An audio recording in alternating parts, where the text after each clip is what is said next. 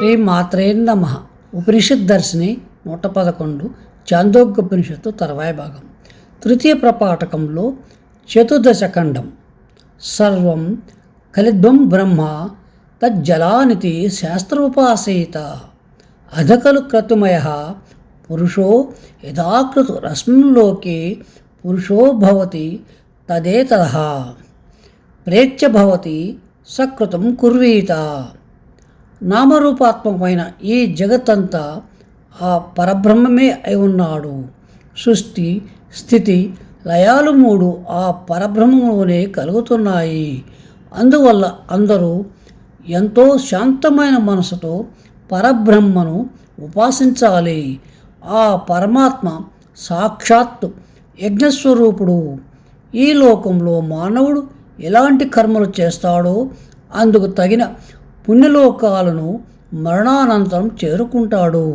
మనోమయ ప్రాణశరీరో భారూప సత్యసంకల్ప ఆకాశాత్మ సర్వకర్మ సర్వకామ సర్వగంధ సర్వరస సర్వమిద మాభ్యాత్తో వాక్యనాదర.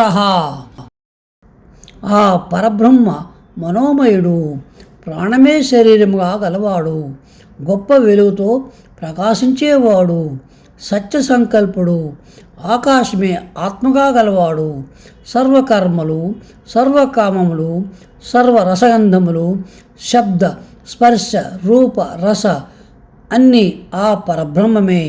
సర్వత్రా వ్యాపించి ఉన్నవాడు. వాక్కు మొదలైన ఇంద్రియాలు ఉన్నా లేకున్నా సర్వేంద్రియ కార్యములు చేయగలిగినవాడు.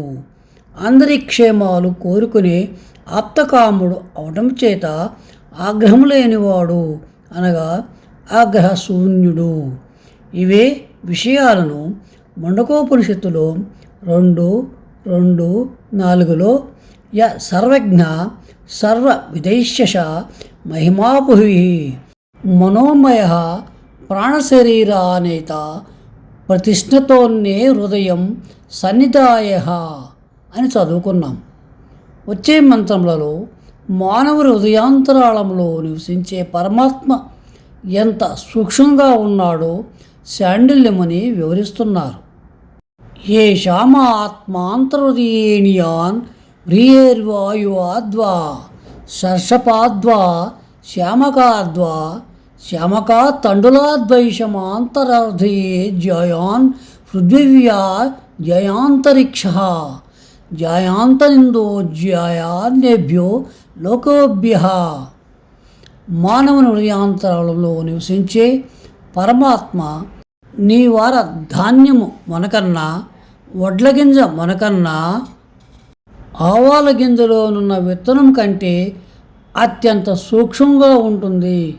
నా హృదయమనే కమలంలో నివసించే పరమాత్మ ఈ భూగోళం కన్నా పెద్దది, ఆకాశం కన్నా పెద్దది, దేవలోకం కన్నా పెద్దది. నా హృదయ కమలంలో నివసించే పరమాత్మే ఈ సృష్టికర్త. సర్వకామములు సర్వగంధములు సర్వరసములు ఆ పరమాత్మ యొక్క స్వరూపమే. అతడే పరబ్రహ్మము. ఇవే విషయాలు నారాయణ సూక్తంలో మరింత వివరంగా చెప్పబడ్డాయి. పంచదశ ఖండంలో శాండిల్యముని వివరణ ఇలా కొనసాగిస్తున్నారు.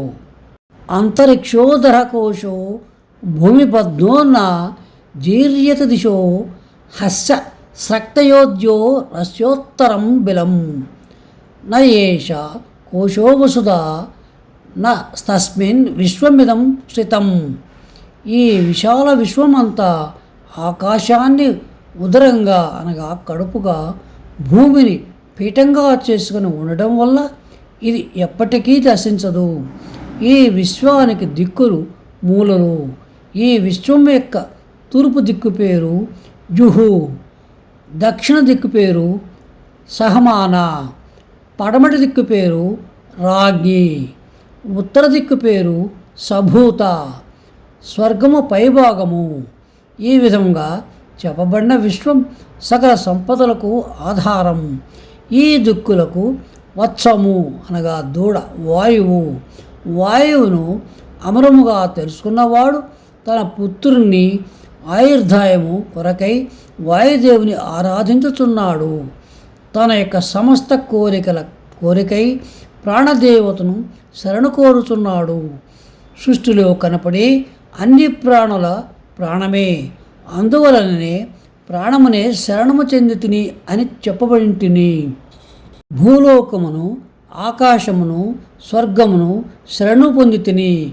భూర్లోకమును, అగ్ని, వాయువును, సూర్యుని శరణు చెందితిని అని శాండిల్యముని ఉపాసనా విధానాన్ని తెలియచేశాడు.